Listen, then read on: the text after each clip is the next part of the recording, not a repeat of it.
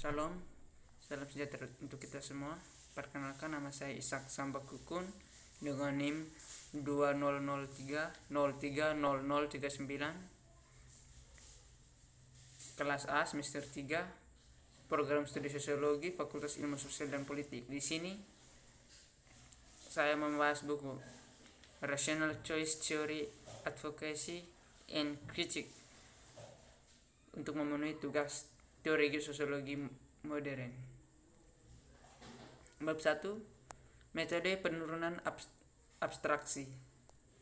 Sosiologi pilihan rasional adalah antara lain dan mencoba untuk menggabungkan keuntungan dari penelitian yang dipandu teori seperti ditemukan dalam ilmu ekonomi dengan tradisi empiris sosiologi yang kuat. Untuk berhasil dalam upaya ini, di mana upaya sebelumnya tidak perlu untuk menemukan alat metodologis baru. Dalam urutan untuk menemukan solusi yang memadai, pertama-tama perlu untuk mencari tahu mengapa kombinasi keunggulan ini tidak berhasil di masa lalu. Maka perlu untuk menganggung perkembangan metodologis di masa lalu, terutama poin-poin berikut. Pertama, disagregasi teori utilitas menjadi inti asumsi yang tepat sifat manusia dan sabuk variabel asumsi jembatan yang dapat dikenakan metode penurunan abstraksi atau kedekatan dengan kenyataan. Dan kedua, heuristik dan yang dibutuhkan untuk mengurangi ketidakpastian tentang asumsi jembatan saat ini menggunakan metode pengurangan abstraksi. Heuristik ini termasuk teori fungsi produksi sosial, teori Farming, dan heuristik dari struktur ganda penjelasan. Dengan bantuan dari alat ini dimungkinkan untuk membuat model jelas dipandu teori dari versi mereka sebelumnya. Sementara realisme mereka dapat diadaptasi dalam versi yang lebih baru. Wawasan dari ekonomi neoklasik dan dari sosiologi tradisional kemudian menjadi penting secara keseluruhan proses pembangunan model. Bab 2, peran model tindakan tujuan dalam sosiologi. Model tindakan purposif dalam ilmu sosial telah berevolusi jauh sejak aksiomatisme dari utilitas yang diharapkan menyebabkan adopsi paradigma dalam pilihan rasional di bidang ekonomi. Sekarang bukti yang cukup ada bahwa perilaku pilihan tidak selalu sesuai dengan asumsi model utilitas yang diharapkan, memimpin psikolog dan bahkan beberapa ekonom untuk mengusulkan alternatif model tindakan bertujuan. Dalam situasi pengambilan keputusan yang nyata, individu seringkali harus mempertimbangkan alternatif secara berurutan dan memutuskan tentang mereka seperti yang disajikan. Dalam situasi seperti ini, individu akan memilih alternatif pertama yang memuaskan daripada memaksimalkan, dan itu hanya sebagai jumlah alternatif dirasakan secara bersamaan meningkatkan model bahwa ia memuaskan menyatu ke solusi maksimalisasi. Bahkan jika informasi diperoleh dengan mudah, bukti bahwa kendala psikologis mempengaruhi pilihan telah menyebabkan psikolog meninggalkan asumsi maksimalisasi utilitas yang mendukung model rasional terbatas. Bab 3, prinsip rasional pilihan dan masalah dari teori yang memuaskan. Saya tidak ragu bahwa teori masyarakat yang sepenuhnya memuaskan akan teori pilihan rasional di bawah kriteria Coleman. Itu juga harus memenuhi kriteria tumbuh dan dapat diuji. Teori seperti ini akan memiliki berbagai implikasi bagi perilaku sistem sosial, implikasi yang jauh lebih luas daripada yang ada saat ini ke teori dasar. Meskipun memenuhi kriteria yang diberikan, dasar teori sekarang sebagian besar terbatas pada kekuasaan. Sebagai teori kekuasaan, cakupannya cukup untuk luas. Namun, fenomena tersebut dijelaskan secara lengkap, teori yang memuaskan akan jauh lebih luas. Bab 4, pencapaian global memesan di masyarakat heterogen. Ketertiban dalam masyarakat nasional yang heterogen ditingkatkan oleh adanya sejumlah besar kelompok yang relatif kecil, yang tidak mau menguasai kendali atas sumber daya yang mengancam posisi unik negara.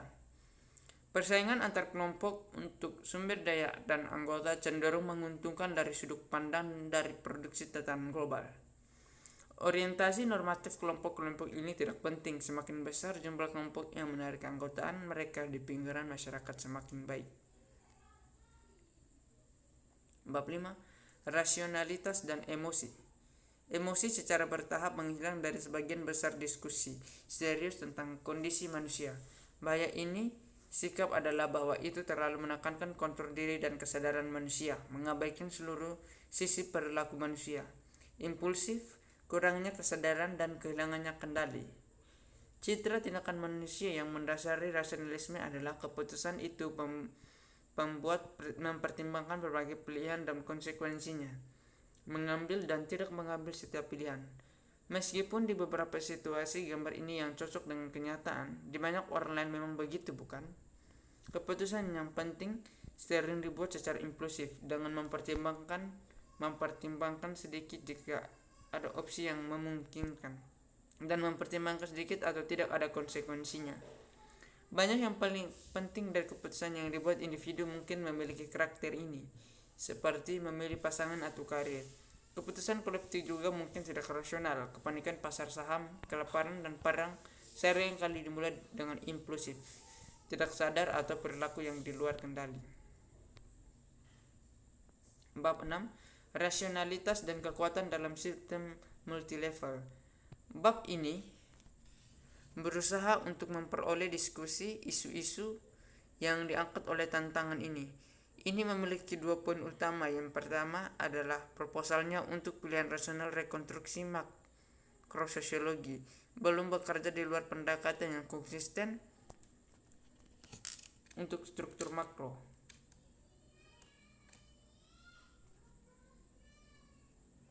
Masalahnya adalah bahwa tindakan organisasi yang dibangun pandang sebagai setidaknya sebagian tidak disengaja atau tidak terduga dari perspektif aktor alam yang membangunnya. Di lain kata-kata, setidaknya beberapa tindakan organisasi tidak rasional dan perspektif aktor manusia yang terlibat.